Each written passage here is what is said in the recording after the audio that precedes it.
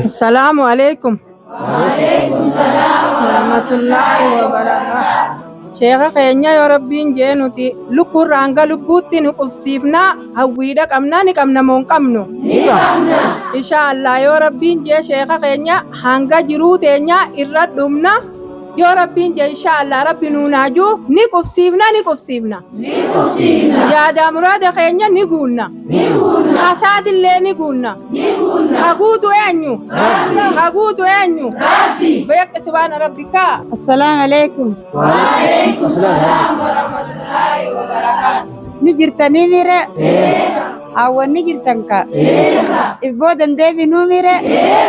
Lukkurraa hanga lubbuutti? Maasha Allah. Arraas ni jirra? Boruus ni jirra? Sheekha keenya nuti booda waan deebi'uu takka hin qabnu araddaan asangee duraanuu buura waan taateef jajjabaattee ilaa hanqa xumuraatitti hanqa ilmaa ilmoo teenyatti nuu dabartutti booda hin deebinuu isiniin jaa. Allahu akbar. Assalamu alaikum.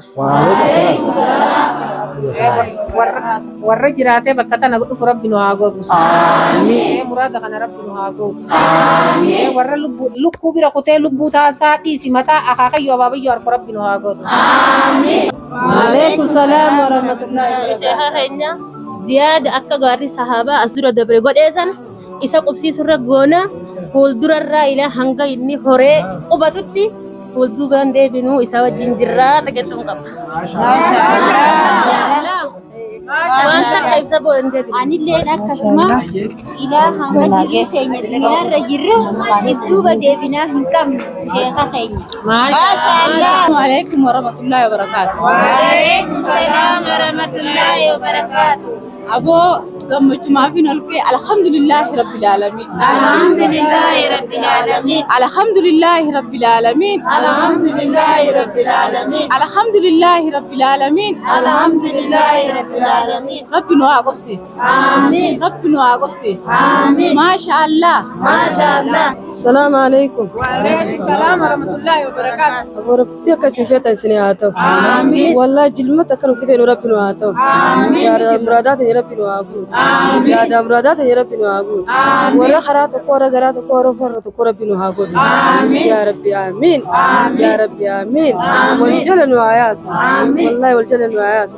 Ya rabbi nu raa qeebale. Ya rabbi nu raa qeebale. Allahumma salli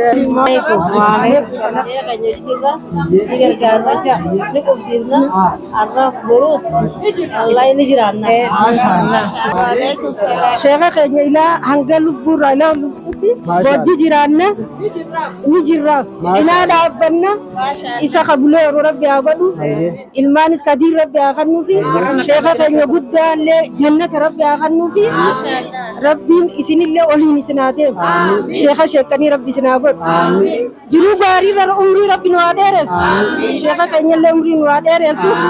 Assalaamu alaikum. Sheekha keenya waliin jirra hanga addunyaarra jiruuti boodaan hafu jala hirmaannaa isallee rabbiin nu haa horsiisu isinillee rabbi oliin isin haa deemu umrii barakaa qabdu isin haa kennu warra dukkanarraa ifa nu baase waliin rabbi isin haa deemu waliin nu haa jiraachisu waliin nu haa galchu umrii barakaa qabdu nu haa kennu nuti hanga jiruu teenyaa sheekha boodaa irratti malee irraa nafu. Assalaamu alaikum.